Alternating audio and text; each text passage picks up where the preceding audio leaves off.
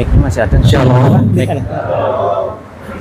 Berbahagia sekali pada Sini bisa saat pagi hari ini saya berjumpa dengan Bapak Ibu, para hamba Tuhan, juga para jemaat-jemaat di Madiun ini. Kiranya lewat lawatan pemberitaan akhir zaman, saya akan menyampaikan akhir zaman, saudaraku, saat ini, supaya saudara paham, tidak terombang-ambing oleh ajaran-ajaran yang membingungkan, bahkan membuat tersesat. Saudaraku yang dikasihi Tuhan Yesus Kristus,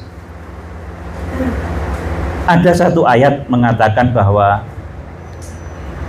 Tuhan itu kedatangannya seperti pencuri, itu beberapa kali.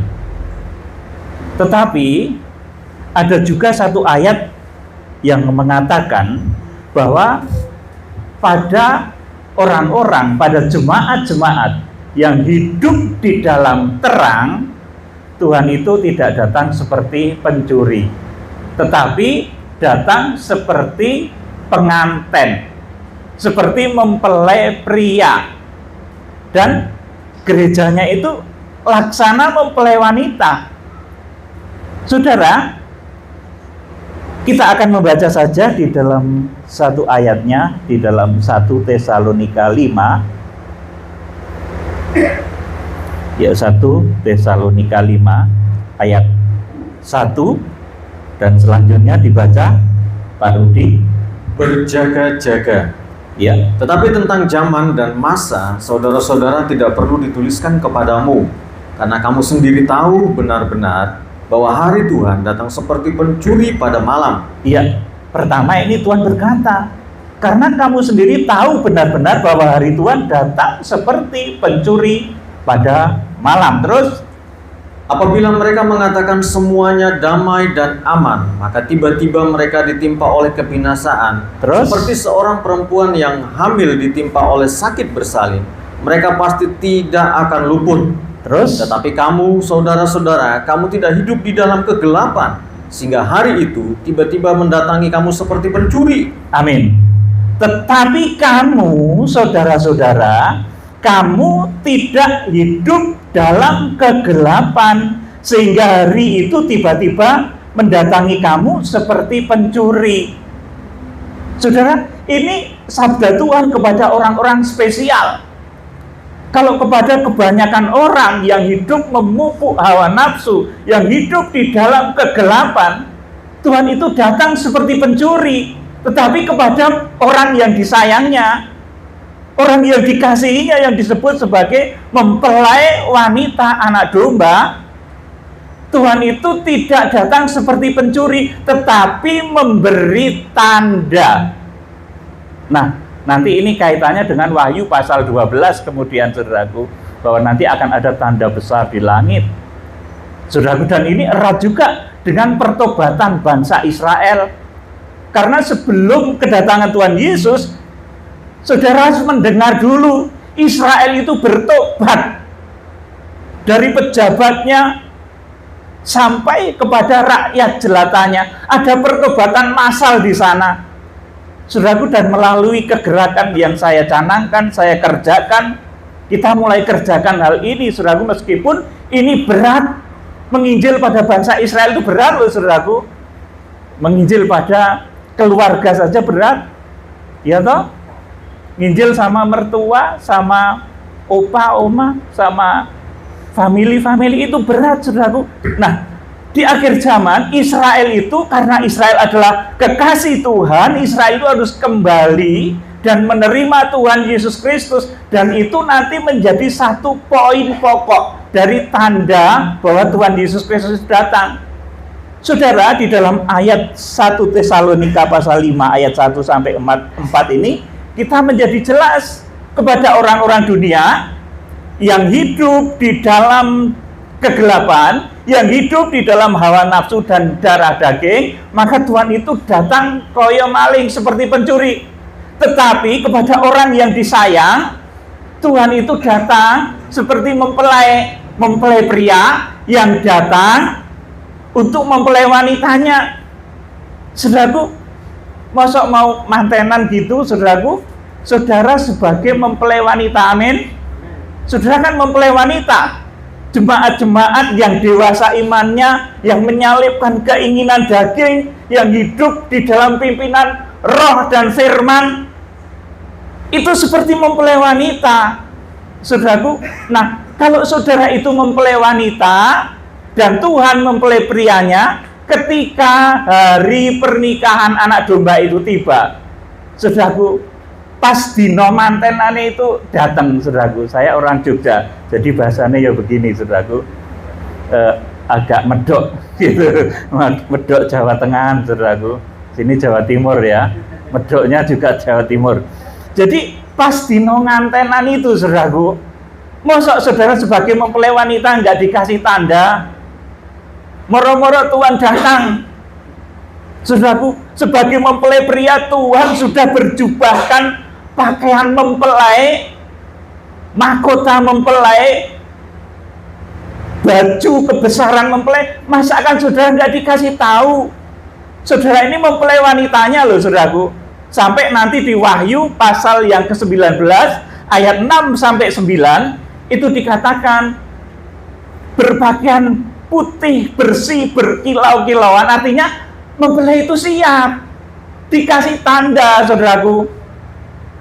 Saudaraku yang dikasih Tuhan. Jadi kalau saudara kita semua ini adalah mempelai Kristus, saudara akan diberi tanda. Kalau Tuhan Yesus Kristus datang atau hari pernikahan anak domba itu datang, kita akan diberi tanda. Kita tidak mungkin pas ngantenan gitu, saudaraku, ibarat seorang wanita yang meh ngantenan, saudaraku, sudah mau jadi pengantin, ujuk-ujuk mempelai prianya datang kayak maling, saudaraku.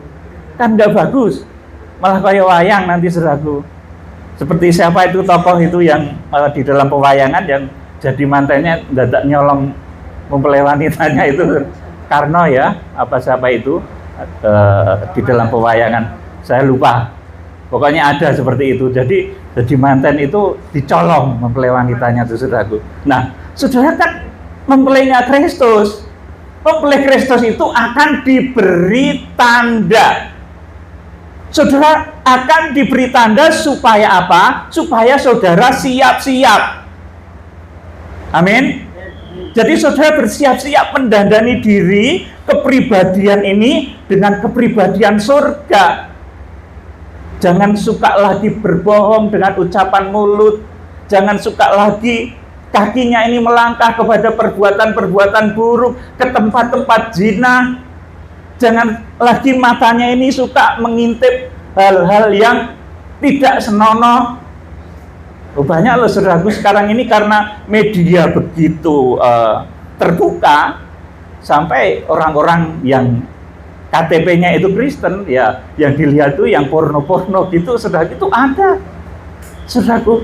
Nah, saudara sebagai mempelai Kristus mulai saat ini harus memperbaiki perbuatan-perbuatan baik dan benar dari orang-orang kudus yang nanti itu akan menjadi pakaian saudara sebelum kedatangan Tuhan Yesus Kristus sebagai mempelai pria surga. Jangan terus saudara bohong tiap hari. Kalau belum bohong itu nggak lega, saudaraku. Tiap hari kalau belum marah itu rasanya belum lega gitu, belum plong, saudaraku. Kayak orang mau buang air besar saja, kalau belum dibuang itu belum plong, saudaraku. Saudara yang dikasih Tuhan, jadi saudara ini mempelai Kristus. Mempelai itu tahu kapan akan terjadi pernikahan anak domba. Saudaraku, ayat 4 diulang, Pak Rudi, dari 1 Tesalonika 5 tadi. Ayat yang keempat. Ya. Tetapi kamu, saudara-saudara, kamu tidak hidup di dalam kegelapan, sehingga hari itu tiba-tiba mendatangi kamu seperti pencuri. Amin. Saudara, kita semua tidak hidup dalam kegelapan sehingga kalau Tuhan datang itu kayak maling. Tidak. Tuhan akan memberi tanda pada kita, dan saya akan beritahukan tanda itu pada saudara. Tanda yang harus saudara cermati, tanda yang harus saudara pegang. Kalau sebentar lagi setelah tanda itu terjadi, maka Tuhan Yesus Kristus itu akan datang.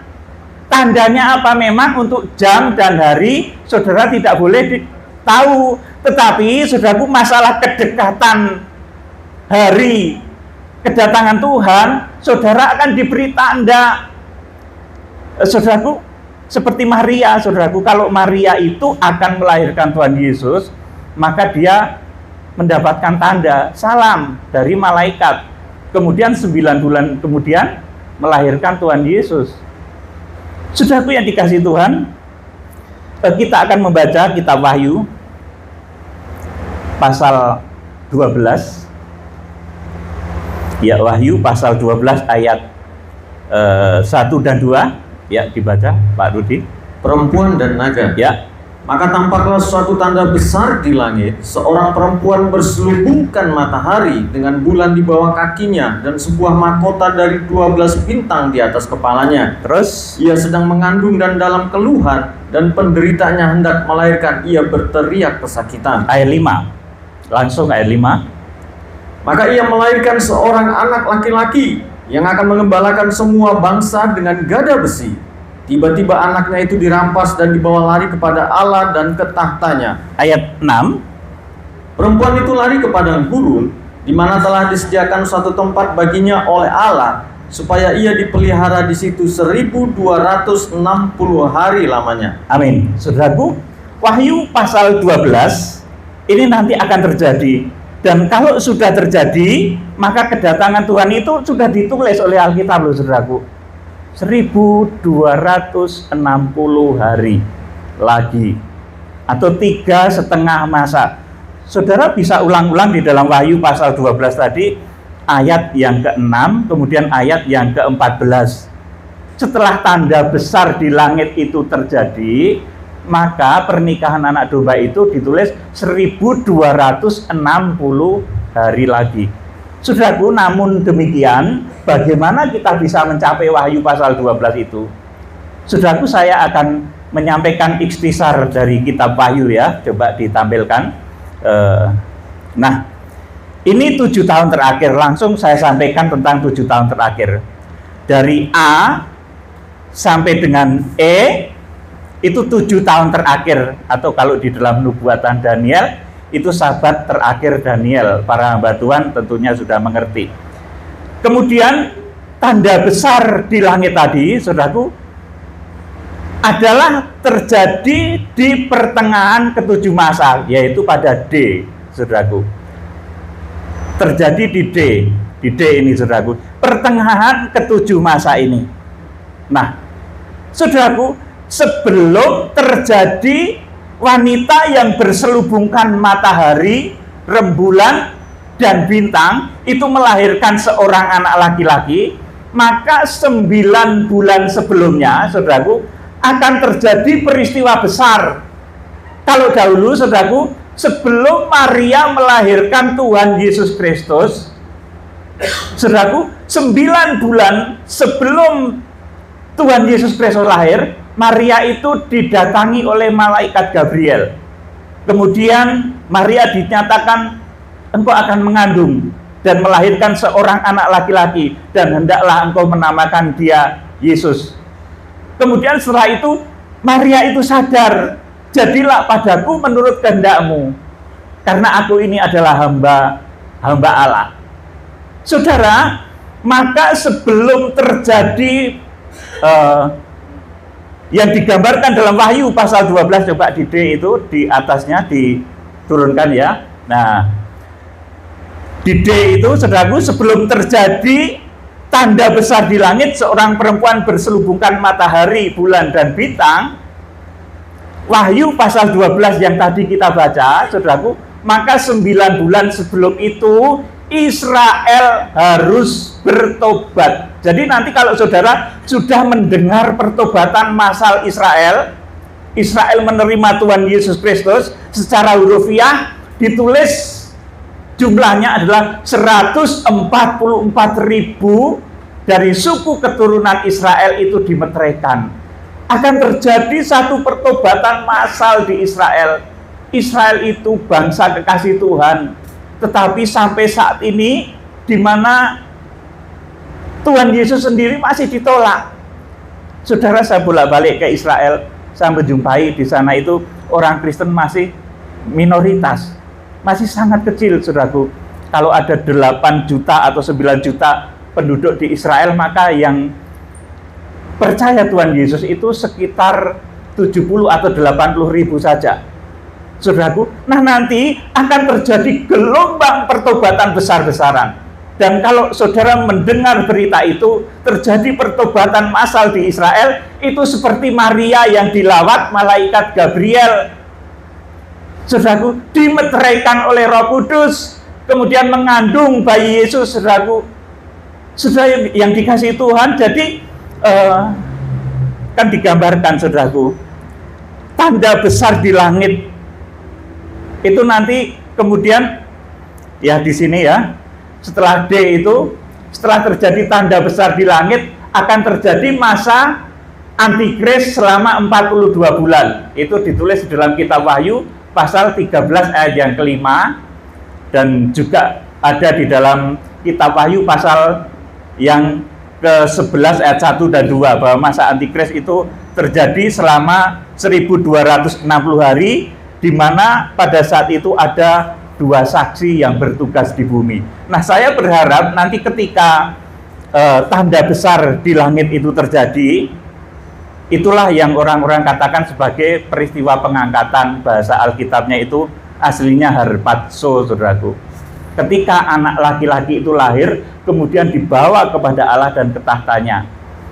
Saudaraku, saya berharap kita ini meskipun sudah sepuh-sepuh, saudaraku, rambutnya ada yang sudah putih-putih, kalau berjalan sudah ada yang mungkin agak terseok-seok, tetapi semangatlah sampai Tuhan Yesus datang gitu, saudaraku, supaya sakitmu, stroke-mu disembuhkan, gejala darah tinggimu, sakit penyakit apapun itu disembuhkan Tuhan. Saya beritahu saudara, waktu kegerakan kami ke Israel kemarin, yang ikut itu bukan anak-anak muda, orang-orang sepuh, saudaraku, sudah tua, itu berjalan naik bukit, ku mendaki ke bukit Zion, ku jalani bergandeng tangan. Itu ibu-ibu yang putih-putih itu langsung semangat, saudaraku, langsung kuat. Yang semula banyak menderita sakit penyakit, ada gula, diabetes dan lain sebagainya, itu dijamah oleh Tuhan, terjadi kuasa Tuhan yang luar biasa.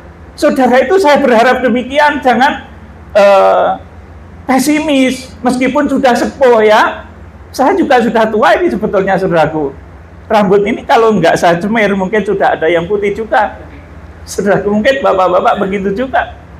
Saudara harus semangat, bahwa akulah mempelai Kristus, aku orang yang akan diangkat ketika Tuhan Yesus datang. Jangan menjadi orang Kristen yang masa bodoh, sepenting mati mlebu surga. Nah, itu ya wis apik, pancen wis apik, saudaraku. Sing penting mati mlebu swarga, kaya sing penyamun di sebelahnya Tuhan Yesus itu penjahat saja masuk surga, saudaraku. Ya sudah masuk surga, tetapi kan namanya surga itu juga tingkatannya beda-beda. Ada pintu gerbang, kemudian ada halaman, ada ruang kudus, ada ruang maha kudus. Lah kalau cuma percaya tok kemudian masuk surga ya di pintu gerbang tadi, cara gini reco penunggu pintu gitu, saudaraku.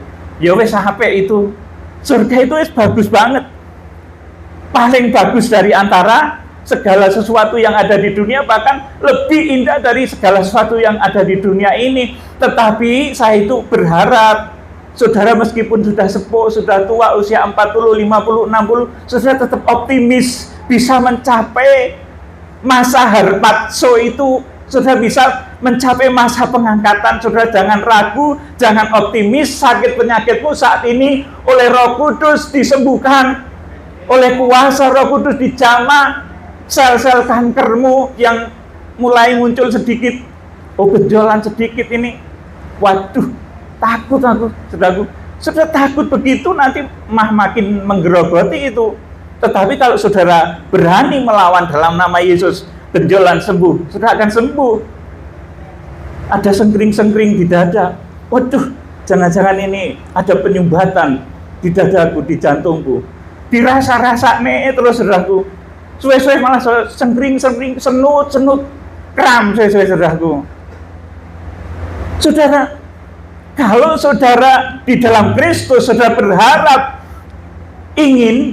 berharap supaya menjadi orang-orang yang sampai hidup sampai Tuhan Yesus Kristus datang, maka saudara ini harus optimis. Yang tua-tua itu tetap optimis gitu loh, sampai Tuhan Yesus Kristus datang. Saya selalu serukan demikian pada pengikut-pengikut kegerakan, meskipun sudah tua, semangat, sakit disembuhkan Tuhan, ojo khawatir. Saudaraku, kurang berkati Tuhan, jangan khawatir, karena yang namanya mempelai itu dilindungi, saudaraku. Badai api malaikat menjadi pelindung saudara. Loh saudaraku, saya itu hidup di Jogja dekat keraton, saudaraku. Kalau namanya raja, itu di samping kiri kanannya pasti pasukan, saudaraku, dikawal pasukan. Di kiri kanannya penuh kemuliaan Kreto Kencono, banyak saudaraku. Mas Picis Rojo Brono banyak. Loh saudara, kalau di dalam badanmu itu memang ada Roh Kudus, ini tenan loh saudaraku, dengar ini. Kalau di badanmu itu ada Roh Kudus, saudara akan dilindungi oleh Tuhan dari bencana gempa. Saudara akan dilindungi oleh Tuhan dari berbagai macam penyakit. Sakit penyakit itu disembuhkan oleh Roh Kudus yang mengalir dari dalammu itu. Lah wong di dalam dirimu ada raja loh saudaraku. Raja secara lahiriah saja begitu. Di samping kiri kanannya tuh bergodo pasukan saudaraku. Nah kalau saudara ini di dalammu itu ada Roh Kudus, saudara jalan kemana saja dilalah dilindungi oleh Tuhan. Liane kebruan wit saudara itu ora. Saudara kon angin gede, omah-omah liane kebruan wit saudara mah menggelok. Itu orang yang dilindungi Tuhan, seperti Raja Daud katakan, walau 1000 rebah dan selanjutnya itu engkau hanya akan melihatnya. Sakit penyakit pun akan disembuhkan oleh Tuhan dengan caranya yang dahsyat. Jadi saya memberitahukan kepada saudara, ini dasar eskatologi ya saudara, kalau supaya lebih bisa mendetail tentang pengajaran kita Wahyu, simak saja di YouTube saya, karena saya tidak mungkin berbicara terlalu panjang di sini ya. Saudara bisa menyimak di YouTube saya. Jadi saudara harus yakin, optimis, saudara itu menjadi orang-orang yang akan ikut harpazo. Kalau orang katakan itu rapture, saudaraku, pengangkatan. Nah, kemarin ini saya gumun itu heran, saudaraku. Ada yang menyebut diri pelayan Tuhan itu ngomong bahwa tanggal 23 September, 24 September itu akan ada pengangkatan. Saya bilang belum. Lihat dalam nama Tuhan Yesus, pertobatan Israel saja belum terjadi. Pertobatan massal pemeterian 144.000 suku keturunan Israel belum terjadi. Nah, kalau itu sudah terjadi, saudara bisa pegang. Maka, saudaraku, harpazo itu sudah nggak lama lagi. Tapi lihat kabar yang sesungguhnya. Sekarang ini banyak berita-berita hoax, saudaraku, yang menyampaikan hal-hal seperti itu. Wah, ini mau rapture tanggal 23 September. Lah ya orang di rapture-nya. Iki tanggal berapa sekarang? 26 ya. Kan enggak, belum ada tuh yang di rapture itu. Karena memang belum memenuhi standar yang ditentukan oleh Alkitab. Di dalam Alkitab dinyatakan bahwa sebelum masa melahirkan anak laki-laki itu, saudaraku, maka harus ada pertobatan bangsa Israel dahulu. Maka sesudah pertobatan bangsa Israel akan terjadi satu yang dahsyat yang namanya harpazo di Wahyu pasal 12 ayat yang kelima. Jadi Wahyu pasal 12 ayat yang kelima itu adalah ketika nanti gereja dari seluruh penjuru bumi dan gereja yang berasal dari bangsa Israel itu bersatu utuh, mengerang di dalam doa dan sembah. Saudaraku, orang yang berdoa dengan doa kualitas atas, saya beritahu saudara, Wahyu pasal 12, yuk, Wahyu pasal 12 ayat 1 dan 2. Ini doa kualitas tinggi, saudaraku. Jadi doa itu ada macam-macam ya kualitasnya. Ya, Wahyu 12 ayat 1 dan 2. Perempuan dan naga. Ya, Maka tampaklah satu tanda besar di langit, seorang perempuan berselubungkan matahari dengan bulan di bawah kakinya dan sebuah mahkota dari 12 bintang di atas kepalanya. iya, Ia sedang mengandung dan dalam keluhan dan penderitaannya hendak melahirkan, ia berteriak kesakitan. amin. Mempelai itu kalau berdoa seperti seorang wanita yang berteriak. Itu bahasa aslinya, sebetulnya terjemahan tepatnya itu mengerang, ya. Mengerang kesakitan. Saudara, kaum ibu kalau mau melahirkan tuh bengoknya piye, saudaraku? Apa waduh, ragu, apa gitu? Apa pelan saja mengerang? Kan mengerang, ya, saudaraku. Nah, saudara, kalau saudara berdoa kepada Tuhan dengan cara seperti itu, saudaraku, seperti seorang perempuan yang mau melahirkan anak, tapi saudara itu sambatnya itu kepada Tuhan. Kalau mau melahirkan kan sambatnya kepada suami. Pak, aduh perutku, aduh mau lah. Kan gitu. Bengok-bengoknya gimana? Saudara ingat-ingat ya? Ya sakit. Ada lagi yang menang wae karena sudah anaknya banyak, sudah wis biasa gitu, rucut. Ada juga ya, saudaraku. Tapi seperti itu, saudaraku. Ketika nanti di akhir zaman gereja itu akan melahirkan orang-orang sempurna yang kemudian harpazo, dibawa lari kepada Allah dan ketatannya, maka suasananya seperti itu, saudaraku. Seperti seorang wanita yang mengerang, hendak melahirkan. Nah, doa yang berkualitas seperti itu.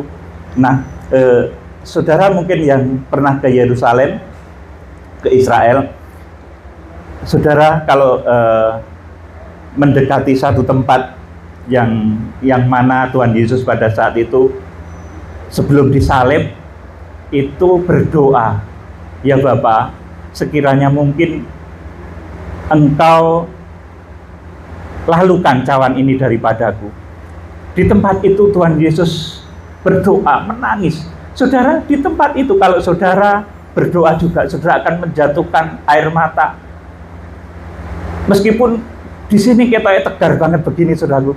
Ketika di tempat itu, saudaraku, saudara akan mengalami hal sedemikian. Seperti ratapan seorang mempelai yang hendak melahirkan. Saya itu yang nggak gampang nangis, saudaraku. Ketika saya melihat tempat di mana Tuhan Yesus Kristus itu mau disalibkan, dia berdoa malam-malam. Saya tuh nangis guguk, saudaraku. Izin kalau disyuting gitu, saudaraku. Makanya nggak saya syuting ya waktu itu pas saya nangis di tempat Tuhan Yesus Kristus sujud itu. Saudara, kualitas doa yang sedemikian, yang sungguh-sungguh mengena di dalam hati. Saudara, mempelai yang berdoa itu kan tertib, saudaraku. Nah, ada ini, saudaraku, ya saya tidak menyinggung satu denominasi gereja apapun. Katanya doa yang mujarab itu doa yang sambil guling-guling, saudaraku, yang sambil teriak-teriak nggak karu-karuan. Tidak, saudaraku, doa yang mujarab itu seperti Wahyu 12 ayat 2, seperti seorang perempuan yang mengerang dan melahirkan anak. Prosesnya seperti itu, temenan le doa itu, jeru sampai ke dalam hati, saudaraku. Maka doa yang seperti itu akan dijawab oleh Tuhan dengan sesuatu yang dahsyat. Saudara akan bisa melahirkan sesuatu yang besar. Kalau kesehatan saudara terganggu akan disembuhkan. Kalau ekonomi saudara mampet akan digelontorkan oleh Tuhan. Kalau berbagai masalah menerpa hidup saudara akan dibukakan jalan. Kalau di dalam Wahyu pasal 12 ini selanjutnya gereja akan melahirkan seorang anak laki-laki, artinya melahirkan orang-orang sempurna yang kemudian akan diangkat atau harpazo atau orang kenal itu reja, saudaraku. Tapi itu pun, saudaraku, terjadi nanti akan ada tandanya. Tandanya apa? Ingat baik-baik, pertobatan Israel. Akan terjadi pertobatan nyata di Israel. Sebagai ayat terakhir Roma pasal 11. Ya, Roma pasal 11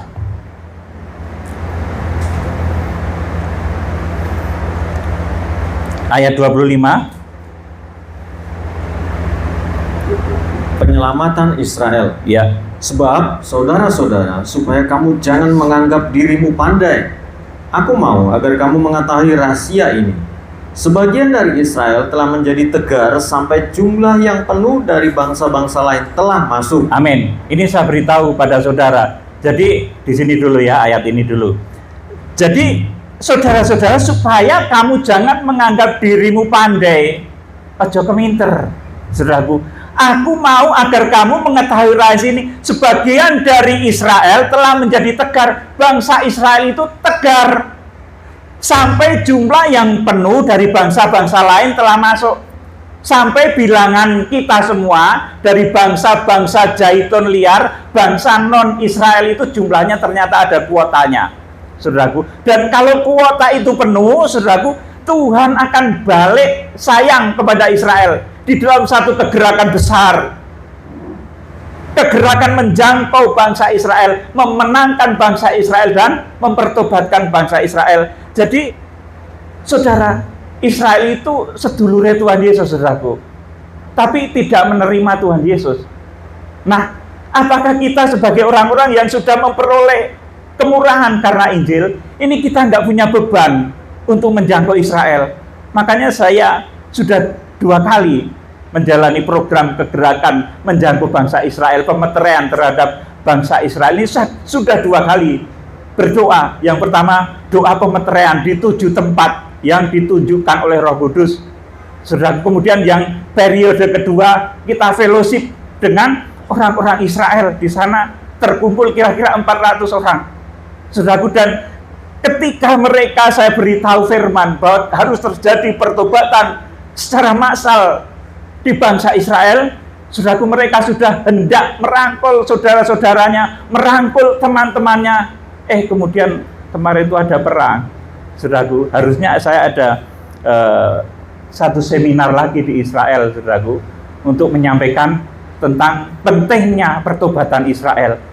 Jadi, saudaraku, kita menunggu peristiwa ini. Kalau terjadi pertobatan atas bangsa Israel, maka itu seperti halnya Maria yang mendapatkan salam dari malaikat Gabriel, di mana 9 bulan kemudian melahirkan Tuhan Yesus Kristus. Nah, ketika Israel itu dimeteraikan oleh Roh Kudus di Wahyu pasal yang ke-7 ayat 4, maka 9 bulan kemudian, tepatnya di Wahyu pasal 12 ayat yang ke-5 itu, maka gereja Tuhan akan melahirkan orang-orang sempurna yang diangkat atau harpazo, saudaraku. Jadi cirinya pertobatan Israel, saudaraku. Nah, saudara mungkin bertanya, ini Wahyu pasal 12 ini kok mengandung, mulainya dari mana, kok ujuk-ujuk lahir nih? Mulainya dari Wahyu pasal 8 ayat 1 dan 2, surga sunyi senyap setengah jam lamanya. Persekutuan antara Zaitun asli bangsa Israel dan Zaitun liar kita semua non-Israel yang dinaungi oleh Roh Kudus itu membuat, saudaraku, ibarat suasana pemeteraian terhadap Maria dahulu. Setelah itu akan ada masa 9 bulan, di mana setelah 9 bulan itu kemudian masa harpazo terjadi. Detailnya sebetulnya di dalam skema saya, tapi itu tidak mungkin saya jelaskan di sini karena terlalu panjang, ya, saudaraku. Ayat terakhir tadi kita lanjut di dalam Roma pasal 11 ayat 26. Dengan jalan demikian seluruh Israel akan diselamatkan, seperti ada tertulis, dari Sion akan datang penebus. Ia akan menyingkirkan segala kefasikan daripada Yakub. Terus, dan inilah perjanjianku dengan mereka, apabila aku menghapuskan dosa mereka. 28. Mengenai Injil, mereka adalah seteru Allah oleh karena kamu. Terus, tetapi mengenai pilihan, mereka adalah kekasih Allah oleh karena nenek moyang. 29. Sebab Allah tidak menyesali kasih karunia dan panggilannya. 30. Sebab sama seperti kamu dahulu tidak taat kepada Allah, tetapi sekarang beroleh kemurahan oleh ketidaktaatan mereka. Perhatikan 31. Demikian juga mereka sekarang tidak taat, supaya oleh kemurahan yang telah kamu peroleh, mereka juga akan beroleh kemurahan. Amin. Ayat 31 ini mengamanatkan kepada kita, demikian juga sekarang Israel itu tidak taat, supaya oleh kemurahan yang telah kamu peroleh, mereka juga akan beroleh kemurahan.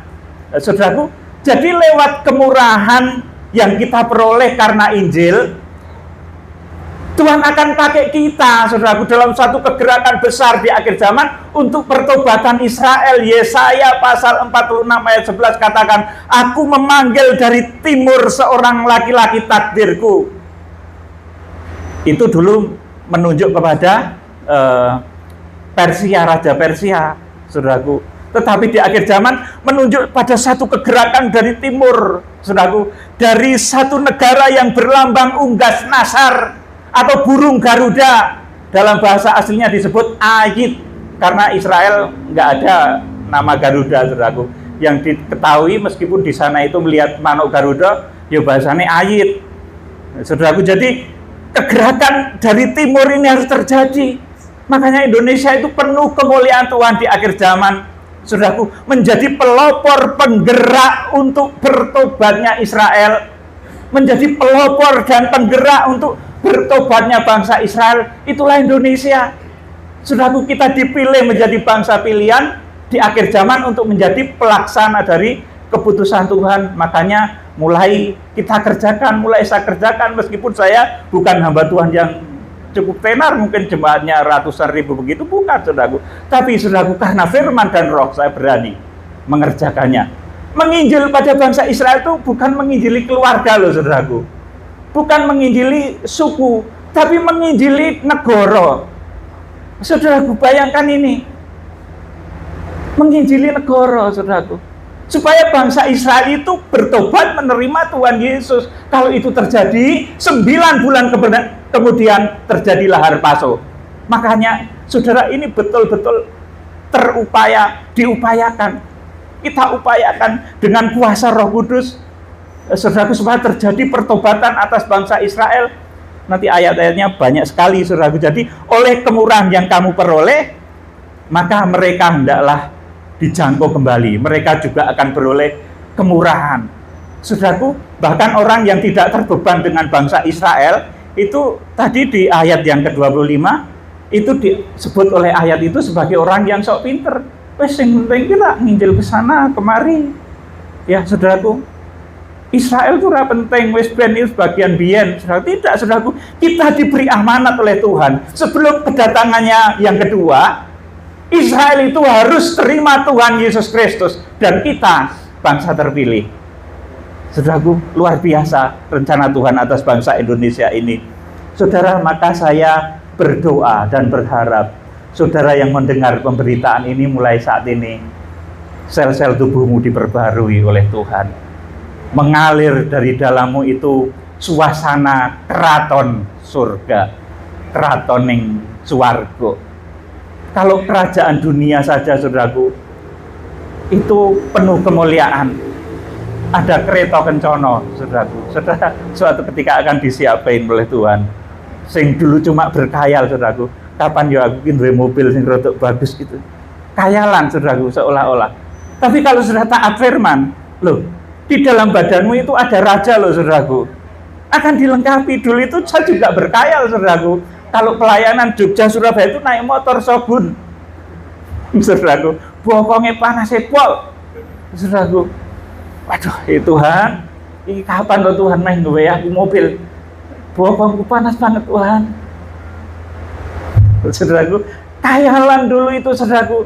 Tapi waktunya Tuhan beri, saudaraku. Tuhan itu lengkapi, Tuhan itu baik. Kepada saudara juga demikian.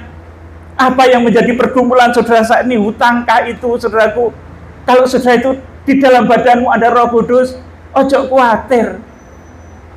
Istana surga itu dikelilingi berbagai macam fasilitas. Perlindungan juga jangan khawatir. Saudara akan dilindungi oleh Tuhan sampai Tuhan datang dan saudara tetap hidup-hidup.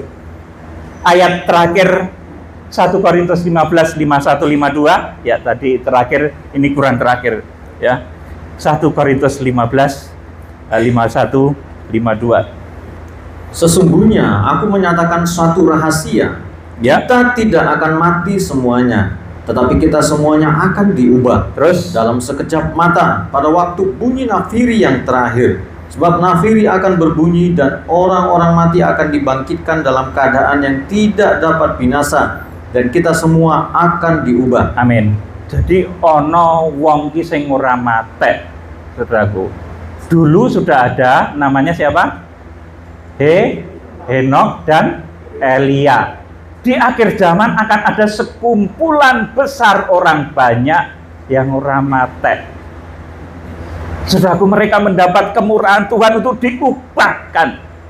Dan saya berharap ini generasi kita, saudaraku, yang rambutnya putih-putih, jangan khawatir, ya. Jangan khawatir, aku wis tua, nggak usah yang gitu-gituan lah. Ojo pesimis gitu, saudaraku. Kalau Tuhan berkehendak, saudaraku, meskipun tua, dikuatkan saudara sampai Tuhan Yesus Kristus datang, diberkati saudara, dipelihara saudara sampai Tuhan Yesus Kristus datang dari berbagai bencana, dari berbagai tulah dan kesulitan hidup. Jadi ini ikhtisar yang sangat dasar dari kitab Wahyu. Saya tidak bisa menjelaskan secara detail karena waktunya sangat terbatas, dan kalau menjelaskan kitab Wahyu itu sesinya adalah seminar, saudaraku. Maka saudara, saya berikan satu panduan yang singkat tentang kitab Wahyu. Jadi sebelum ada pengangkatan, sebelum ada rapture, itu bangsa Israel, tandanya, saudaraku, bangsa Israel harus bertobat dulu, menerima Tuhan Yesus, dan berita itu nanti akan tersiar ke seluruh bangsa di penjuru bumi ini. Dan kalau saudara mendengar hal itu terjadi, dan itu memang sungguh-sungguh terjadi, bukan hoax lagi, karena saya sampaikan memang banyak berita hoax, ya saudaraku. Maka ketika nanti Israel itu betul-betul bertobat, terjadi pertobatan massal, maka itu adalah tanda yang saudara pegang, cekelan saudara, bahwa masa pengangkatan atau harpazo itu sudah dekat. Tidak seperti yang kemarin disampaikan itu, Israel belum bertobat, sudah dikatakan mau rapture tanggal 23 kemarin, ternyata belum. Ya, kalau saya menjadi orang yang ngomong begitu, ya tentunya saya malu sekali, saudaraku, ya toh. Nah, itu yang ngomong gitu ya, kemarin apa nggak malu gitu. Jadi kiranya Tuhan Yesus Kristus memberkati saudara. Mari kita akhiri dengan pujian, ku rasakan kasih-Mu Tuhan.